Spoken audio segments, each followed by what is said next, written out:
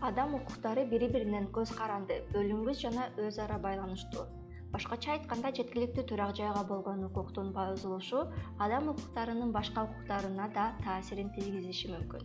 Ошондуктан көптөгөн эл аралык документтерде бекитилген.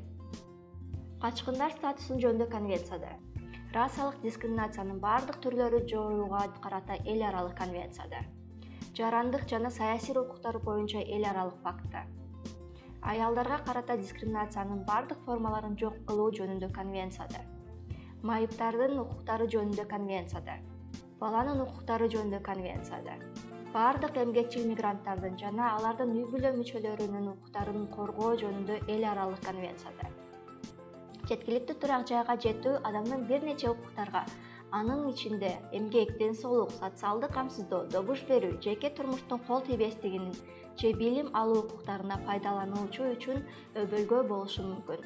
Эгерде адам жумушка орношуу мүмкүнчүлүгү жок жерге мажбурлап көчүрүлсө, анда жашоо мүмкүнчүлүгүнө олуттуу зыян келтирилиши мүмкүн. Үй-жайсыз адамдар жашаган жерин тастыктоочу документтерсиз добуш бере албайт, социалдык кызматтарды жана медициналык жардам ала албайт. Мектептер жакын конуштардагы балдарды кабыл алуудан баш тартышы мүмкүн, анткени алардын конуштары расмий статуска ээ эмес. Турак жайдын жетишсиздиги саламаттыкты сактоо укугуна терс таасирин тийгизиши мүмкүн. Мисалы, эгерде үйлөрдө катуу конуштарда ичүүчү суу жана канализация каражаттары чектелген же жок болсо, алардын жашоочулары катуу ооруп калышы мүмкүн. Мажбурлап көчүрүү көбүнчө балдардын мектепке баруусунун үзгүлтүккө учуратууга же таптакыр токтошуна алып келет.